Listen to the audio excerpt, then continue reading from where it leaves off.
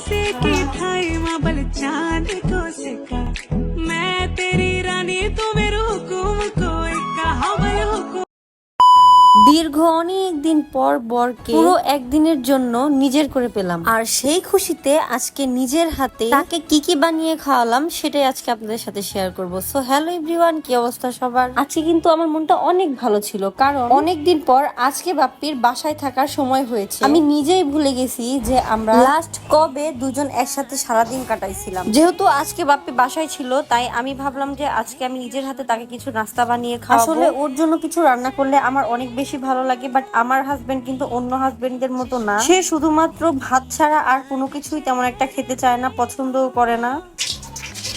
আর এদিকে আমি তেল ছিটকানো দেখে একটু ভয় পেয়ে গিয়েছিলাম, আর আমার ভয় পাওয়া দেখে বাপ্পির রিয়াকশনটা দেখেন। মনে হচ্ছে সে যেন খুবই বিরক্ত হচ্ছে, বাট আমাকে কিছুই বলতে পারছে না। পরে পাহারা দিতে আসছে এখানে নাকি না হেল্প করার জন্য আসছে? কোনটা মুখে বলো? এই গরমের মধ্যে সে আসছে এখানে দাঁড়ায় আমরা আরো গরম দেওয়ার জন্য না? হ্যাঁ হ্যাঁ, কাম করো না, যাও মোবাইলে লুডো খেলো না, যাও। বাপ্পির কথা আর কি বলবো, এই ছেলেটা সবসময় আমাকে বিরক্ত করে। অনেকেই আমাদেরকে জিজ্ঞেস করেন আমাদের মধ্যে কোনো ঝগড়া হয় কিনা। আসলে আমরা যতক্ষণ একসাথে থাকি ততক্ষণ ও আমাকে বিরক্ত করে, একটার পর একটা উল্টাপাল্টা কাজ করতে থাকে, আর আমি সবসময় ওর উপরে চিল্লাইতে থাকি। আর এভাবে হাসি খুশি ঝগড়া আর আমাদের ভালোবাসার মধ্যে যখন দিনটা শেষ হয়ে যায়, তখন আমার ভীষণ আফসোস হয়। যেমন অনেক অপেক্ষার পর আজকের এই সুন্দর দিনটা পাওয়ার পরেও দেখতে দেখতে শেষ হয়ে গেল।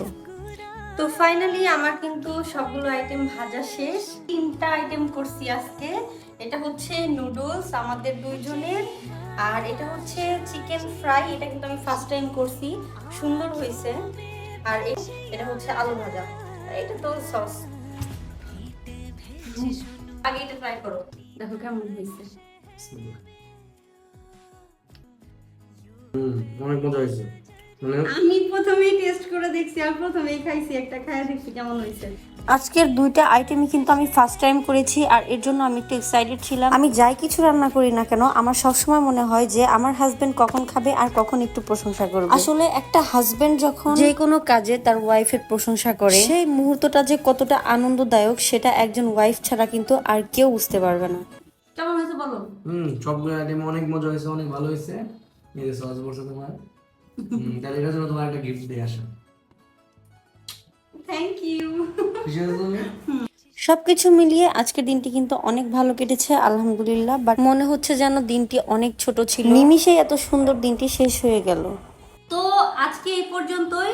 আমাদের এই ভিডিওটা সবার কাছে কেমন লাগলো অবশ্যই কমেন্ট করে জানাবেন। সবাই ভালো থাকবেন, সুস্থ থাকবেন। আল্লাহ হাফিজ, টাটা। আল্লাহ হাফেজ।